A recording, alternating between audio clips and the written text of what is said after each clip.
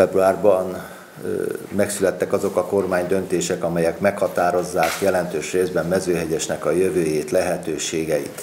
Én ezt úgy szoktam fogalmazni, hogy egy olyan új korszak kezdődik Mezőhegyesen, ami a városnak és a térségnek, maga a gazdálkodásnak egy olyan fantasztikus lehetősége, amelyre kevés településnek, kevés térségnek van ebben a pillanatban Magyarországon.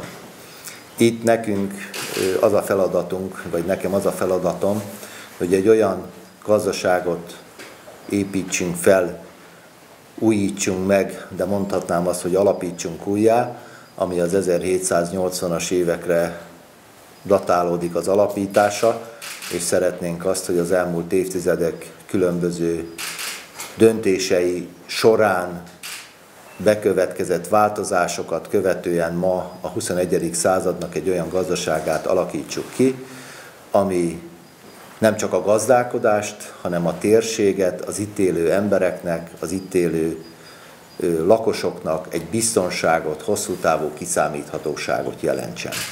Ez néha furcsa, hogyha egy mezőgazdász, mint aki itt ül önök előtt, ilyet mond, hogy ilyen politikai kérdésekkel is foglalkozik, de kénytelen vagyok, sőt örömmel teszem, mivel egy kis település az a hely, ahonnan én az elmúlt 40 évet éltem és irányítottam, és ismerem ezeknek a településeknek a sorsát, a baját, a gondját, azokat az embereket, akik ilyen nehéz sorba kerültek az elmúlt évtizedek különböző döntései során, és most az a megtisztelő feladat jutott nekem, hogy egy olyan helyzetben, ami kialakult Mezőhegyesen, hogy egy új gazdaságot hozzak létre, és illetve támogassam és szervezzem a munkáját. Ez megtiszteltetés számomra és nagy öröm, és ugyanakkor elég nagy kihívásnak is tartom, de mivel mezőgazdász vagyok és ezt nem tudom megkerülni, én azt hiszem, hogy eleget tudok tenni ennek a feltételnek és kihívásnak. Főleg azért, mert Mezőhegyest régóta ismerem, valamikor a 80-as évek végén, 90-es évek elején többször jártam, akkor még mint a nagy mezőhegyesi napok, ugye, aki esetleg emlékszik idősebbek ezekre a napokra, ezek példaértékűek, mintaértékűek voltak Mezőhegyesen, főleg a növénytermesztés vonalán.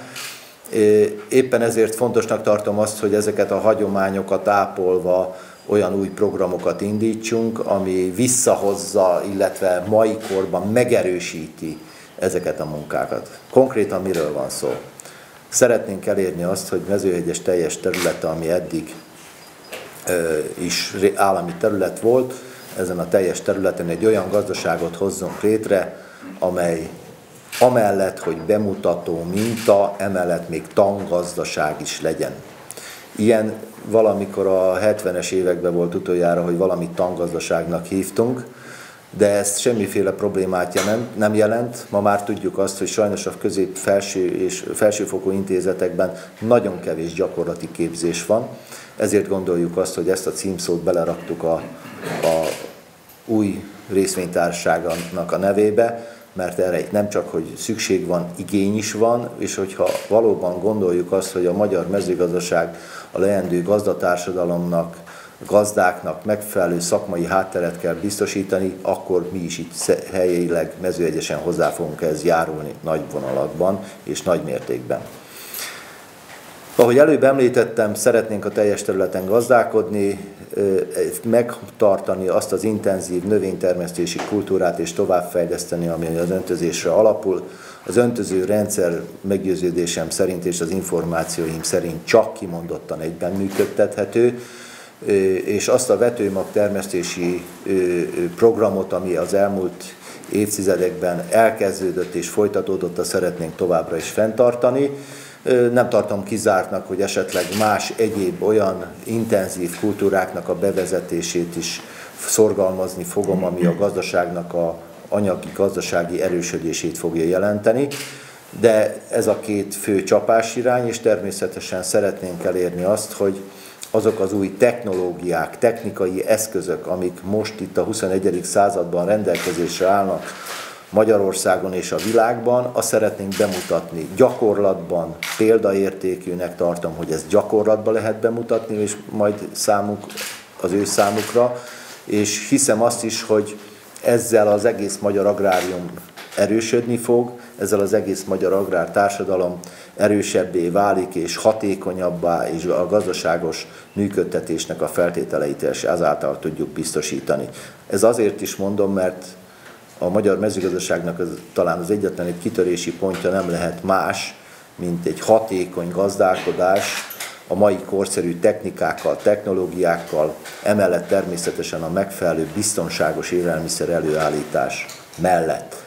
Ezek a céljaink, és a növénytermesztésen belül természetesen szeretnénk a kutatóintézetekkel további kapcsolatokat kiépíteni, a megfelelő innováció tekintetében hasonlóan, és azokkal a fajtanemesítő és fajtafenntartó cégeknek a kapcsolatában is szeretnénk előrelépni, amely az új fajták, technológiáknak a bemutatására is alkalmas lesz. Ehhez természetesen szükség van egy nagy területre, amit tudjuk, hogy nem kevés a mai viszonyok között Magyarországon. A nagy területre van szükség pont azért, hogy ezeknek a feladatoknak eleget tudjunk tenni, illetve azoknak a feladatoknak, amelyek már kevésbé gazdasági kérdések, amit szoktunk mondani, hogy azok már inkább viszik a pénzt, bocsánat a kifejezés, mint hozzák. Sajnos ilyen a mai magyar lótenyésztés is jelentős részben. Szeretnénk a lovak területén, a lótenyésztés területén visszahozni azokat a fajtákat, amelyek mindig is mezőhegyesre voltak úgymond adaptálva, vagy tenyésztésre ez a terület volt meghatározva.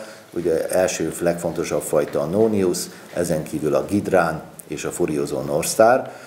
Azoktól a tájidegen fajtáktól szeretnénk eltekinteni, amik nem mezőhegyesen voltak tenyészetbe is kitalálva, tehát szeretnénk egy tisztaságot, valóban a hagyományokra épülő gazdaságot építeni.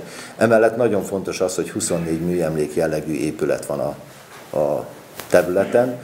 Ezeknek az épületeknek a felújítása, karbantartása, okszerű hasznosítására egy külön programot fogunk készíteni. Itt nem utolsó sorban szeretnénk egy olyan nagyszerű turisztikai programot indítani, amely egész Békés megyére kiterjeszthető, és nem utolsó sorban szeretnénk elérni azt, hogy majd a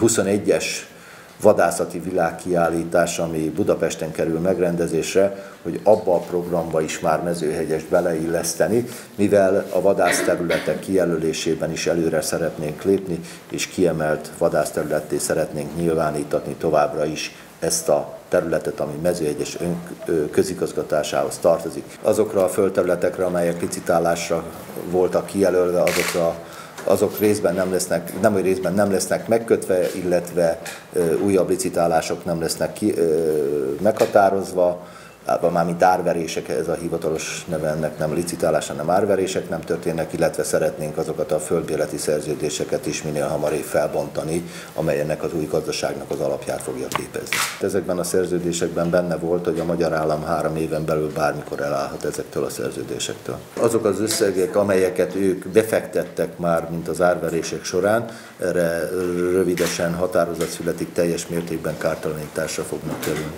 Épp azért is gondoltam azt, hogy ez a teljes terület kerüljön ismét vissza állami tulajdonba, mert akkor azt a foglalkoztatási létszámot, ami ma körülbelül 400 fő mezőhegyesen, az biztonságosan teljesíteni tudjuk, és én még ezért eznél tovább is mernék gondolkodni, mert a fejünkben vannak egyéb olyan plusz lehetőségek, elképzelések, amiben akár jóval több embernek a foglalkoztatását is el tudom képzelni. Ez nem fog egyik napról a másikra menni, ez megfelelő egyeztetésekre van még szükségünk, hogy azokat a foglalkoztatáspolitikai kérdéseket ne csak a 400 főre, hanem a teljes településre és térségre kiterjesszük.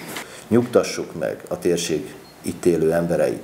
Nagyon nehéz helyzetbe kerültek, de én azért vagyok itt, hogy egy megfelelő biztonságot, egy megfelelő kiszámíthatóságot, a itt élő embereknek egy biztos jövőképet alkossunk meg.